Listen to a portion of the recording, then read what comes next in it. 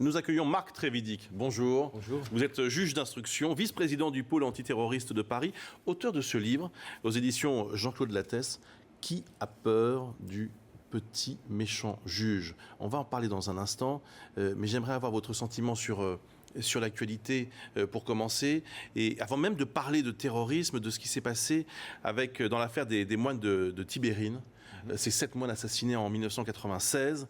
Vous étiez en Algérie il y a tout juste quelques jours. Les proches de ces 7 moines dénoncent une confiscation de preuves. Que s'est-il passé sur place? Qu'avez-vous obtenu ou que n'avez-vous pas obtenu? Vous savez, c'est un long processus. Ce dossier, nous avons obtenu tout de même de pouvoir autopsier les têtes des moines, ce qui est déjà pas mal parce qu'on aurait pu ne rien avoir, de faire des prélèvements qui ont tous été faits, qui sont de bonne qualité. Et effectivement, nous n'avons pas pu les emporter avec nous, alors qu'il était prévu qu'on fasse ces prélèvements en double. Les analyses seraient faites en Algérie par les experts algériens, les analyses en France par les experts français. Bon, on va essayer de débloquer la situation. Ouais. Qu'est-ce qu'on vous a donné comme motif du refus de partir avec ces preuves ADN? Des motifs juridiques, enfin, vous savez, ça, on fait dire un peu tout ce qu'on veut aux lois. En fait, ça existe de façon assez fréquente, les prêts scellés entre États, donc il n'y a aucun obstacle juridique.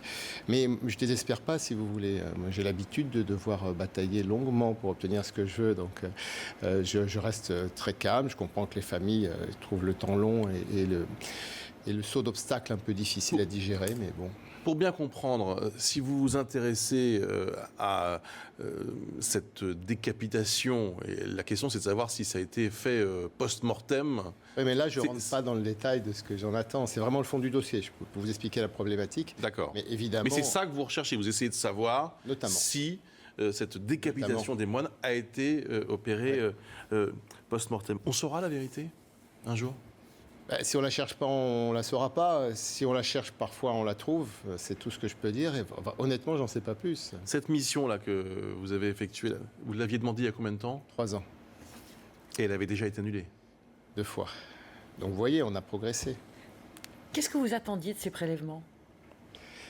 On doit faire beaucoup d'expertise pour obtenir des certitudes sur des questions que j'ai posées aux experts. Ils peuvent le voir un peu en analysant traditionnellement les tests qu'ils ont fait à Tibérine, mais on a des moyens scientifiques beaucoup plus percutants aujourd'hui que dans le passé. Marc Trévidic, vous êtes, je le disais, vice-président du pôle antiterroriste de Paris. La France est épargnée pour l'instant par le terrorisme. Est-ce que la menace, selon vous, est plus forte, comme on le dit, depuis que les opérations contre l'État islamique ont démarré? Quand vous frappez un ennemi, il y a des chances que l'ennemi essaye de vous frapper. Et là, je n'invente rien. Vous avez remarqué ce qui s'est passé au Canada. Le Canada était dans la liste des pays cités par l'État islamique dans le communiqué du 22 septembre.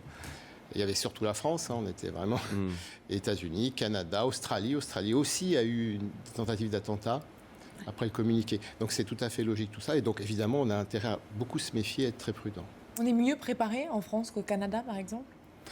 Alors, on a une tradition, malheureusement, d'attentats terroristes et de lutte contre le terrorisme beaucoup plus forte. Donc, on ne sera pas étonné si ça nous arrive, alors que les Canadiens font les étonner, bien qu'ils étaient visés par le communiqué. On est un peu mieux préparé, mais on a une menace plus importante aussi. Les opérations qui se multiplient. Là, ce matin, donc, on a appris qu'il y avait une 7e frappe menée par l'armée française. C'est de nature à attiser, j'allais dire, les risques. Moi, si franchement, on peut faire des frappes. Est-ce qu'on a besoin d'en parler vraiment, de trop en parler pour exciter nos jeunes qui sont déjà, je dirais, au fer rouge. Ça, c'est pas à moi d'en décider, mais je pense qu'il faudrait quand même mettre un ton en dessous, faire ce qu'on a à faire, mais peut-être pas trop s'en vanter. Lorsque vous avez entendu tout à l'heure dans ce journal le général De Villiers dire « on leur a fait mal », ça vous a inspiré quelques commentaires? On a plein de jeunes qui sont à la limite de basculer. Vous savez, un criminel, entre le passage à l'acte où il ne se passe rien, il ne faut pas grand-chose. Donc si on veut des gens qui sortent avec des calaches et qui tirent sur les citoyens dans les rues, on peut s'y prendre comme ça, effectivement. Marc Trévidic, vous sortez ce livre. Moi, j'aimerais savoir pourquoi vous avez eu envie d'écrire ce livre. Ce qui est très intéressant dans ce livre, c'est qu'au fond, vous racontez ce que c'est vraiment le boulot de juge d'instruction. Il y a tellement de fantasmes, bon, y compris dans les médias d'ailleurs, on peut se mettre dans le même sac, les politiques, sur le boulot de juge d'instruction, que du coup, on a le sentiment que vous avez eu envie de dire vraiment par le menu ce que vous faisiez. D'abord, ce que je faisais, les difficultés, le ressenti, les difficultés par rapport au pouvoir, l'histoire du juge d'instruction, c'est mon travail et ça fait longtemps que j'avais envie d'écrire un livre sur le juge d'instruction, mais comme je fais de l'antiterrorisme, on a plutôt envie que j'écrive des livres sur l'antiterrorisme, vous voyez. Donc bon, il faut arriver à imposer ce qu'on a envie d'écrire et ça m'a fait beaucoup de bien. Je pense que c'est assez instructif. Et surtout, j'ai pris un grand plaisir à l'écrire, donc c'est déjà une satisfaction en soi. Oui, parce que le métier de C'est ce que juge j'allais dire. est constamment... Et vous aviez été particulièrement menacé sous la présidence de Nicolas Sarkozy, qui avait à un moment évoqué la disparition des juges d'instruction. Hein. Tout à fait, mais je pense qu'un livre, il ne faut pas l'écrire dans le feu de l'actualité. C'est pas un reportage, c'est pas un article, aussi bien soit-il. Je suis pas trop pour les livres documents choc. Si je l'avais écrit en 2009, évidemment, tout le monde en aurait parlé, mais de la réflexion, ça fait pas de mal dans les livres, y compris sur le terrorisme, où il faut que les livres traitent vraiment le problème en profondeur et soient un peu intemporels. Donc je préfère l'écrire en 2014 qu'en 2009, quand j'avais la tête sous le billot, si vous voulez. Il y a une différence entre faire son boulot aujourd'hui, on va dire depuis 2012 pour parler clairement, et faire son boulot de juge avant 2012 ? Pour moi, comme juge d'instruction, vu les dossiers que je traite, clairement, je fais avec plus de sérénité. Je n'ai pas l'impression que je vais glisser sur une peau de banane toutes les 2 secondes. Et en disant ça, vous savez que vous alimentez du coup le discours sur les juges sont politisés. Je veux dire, si la politique donne des consignes à la justice, fait de l'entrisme dans la justice, essaye d'influer sur la justice, c'est eux qui politisent la justice, c'est pas l'inverse.